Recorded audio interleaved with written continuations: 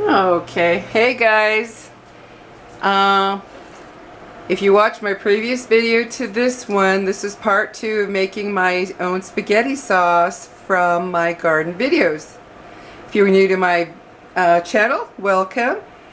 But I hope you're all doing well. So I wanted to show you the end result of cooking my tomatoes all day to make the spaghetti sauce.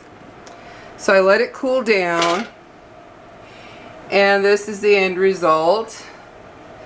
As you can see, if you look at my previous video to this one, you'll see how it started with my tomatoes, but you can see how it looks now. And you can see where I had the water right up to there, and I kept it covered with the lid that was just on it. I kept it covered and let it simmer for almost 5 hours. Now some people will let it go all day. In fact, I have a neighbor who he has like 100-year-old spaghetti sauce recipe from his Italian family, and he lets it go for 2 days. Now I don't have the patience for that, but he lets it go for 2 days. Now as you can see, I'll show you closely, there's the tomato skin. See that thing right there? That's the tomato skin pointing out. And I like my spaghetti sauce smooth. Now if you want to leave it chunky, you can do that. Just leave it like that. But I like mine smooth, so I'll show you what I do next. And remember, I let this simmer for almost 5 hours, and you wait until it gets like this, where it's just boiled down to the thickness that it is there. All that water boiled out. And the reason that I crush most of the tomatoes is so that the flavor really gets into the tomato. So let me set this up real quick. Sorry about the shaking, but this is what I do next. Okay, in it goes. Perfect.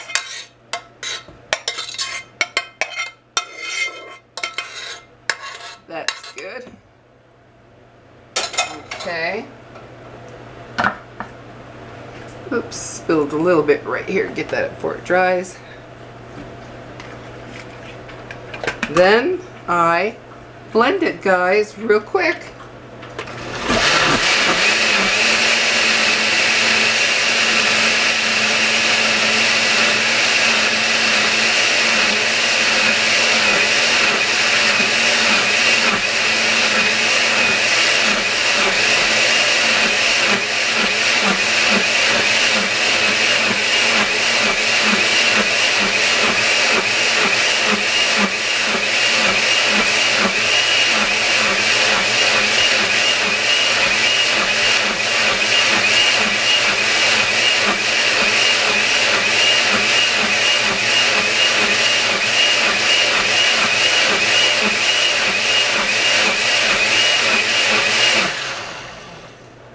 There we go. Get that lid off of there.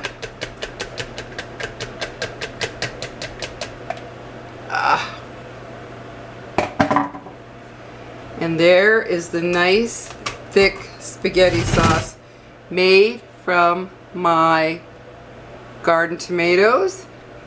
And I'll put it in here. This is one of those containers, you know, that you get Chinese food in. These suckers really, they seal tight. If you've ever gotten these, you know opening them is a chore. But I'll put it in here, and then I will freeze it, because I'm not going to use it right away, and I don't want it to go bad. So I will put it, let me get a little, so I will put it in here. This is like equivalent to one of those jars, guys, that you buy. Yeah. I already measured it against a jar. In fact, it's a little bit more, depending on how much you make, of course. But for me, this is perfect, because I'm not going to be making a huge batch of spaghetti sauce, because it's just me. Get all that goodness out of there.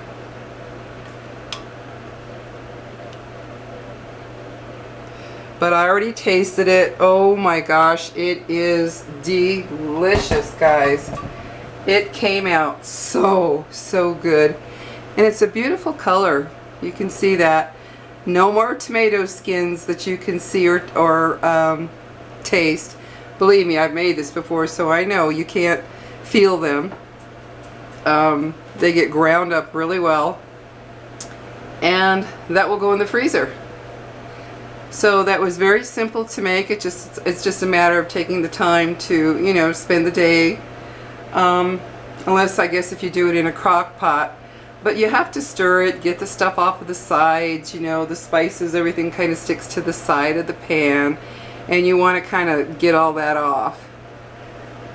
But I enjoy doing it this way because I just like the feel of making the sauce and tending to it. I don't know, it just feels good because I'm getting more in the mood for fall, even though it's very hard because today is in the upper 90s here in Albuquerque, so it doesn't feel like fall, but I'm preparing for fall. So this will be a good amount to make spaghetti with. And I'll show you. I bought this just to have kind of a stock up, but you can see see the difference? This is actually more than this little jar. And that was just a bowl full of tomatoes. It wasn't some huge crop. So you can make quite a bit. And you have no crazy ingredients in it. No preservatives, no junk. Just your tomatoes, water, and the seasonings that you see over there. The garlic, the Lawry's, the Italian seasoning, the onion powder, the black pepper, and a little, I use avocado oil as I stated in my previous video because I don't like olive oil at all. And the oil just gives it a nice kind of richness. So there, guys, is my delicious, look at that. Nice, thick tomato sauce. I gotta taste it again. Or spaghetti sauce. Oh my god. Guys, that is so good. I could sit and eat this just like this, to be honest with you. So what I will do with it when it comes time to make spaghetti, I will fry up some ground beef, and then I'll simmer it with the sauce for a little while so that the flavors marry up together, and then pour it over my my sweet potato noodles, which is another thing, guys. Since I'm gluten intolerant, I can't eat wheat, and grains in general don't agree that great with me. Even gluten-free, I have to be careful. This is what I use. Sweet potato noodles. I get them at a little Korean store right up the street from me. But that's what they look like. And these are rock hard. You cannot cut these for your life. You would need an axe to go through these when they're dry. But you just cook them up and they taste, you would never know it wasn't regular spaghetti. They're clear. They're kind of clear when they cook up. But once you put them in the sauce, they absorb the sauce. I gave this to my grandkids one day. They did not even know it was sweet potato noodles. So, yeah, so this is what I use. All this is sweet potato starch, nothing else. Let's see. There's the ingredients. Look at that. There we go. Sweet potato starch and purified water. That's it. Nothing else. So these are a lifesaver for people like me who can't eat wheat, and give me no trouble. So anyway, guys, there you go. There's my spaghetti sauce, which will now go into the freezer. And when I'm ready for spaghetti, I will take it out and cook it up. But there you go, guys. It's easy to make, and if you've got a tomato garden, don't throw them away. Don't just throw them in your fridge to get rotten and bad, or leave them out on the counter to get rotten and bad. Make use of them. You can even use this as like a tomato soup if you wanted to. But for me, it'll be a spaghetti sauce. But you can actually use this as a tomato soup.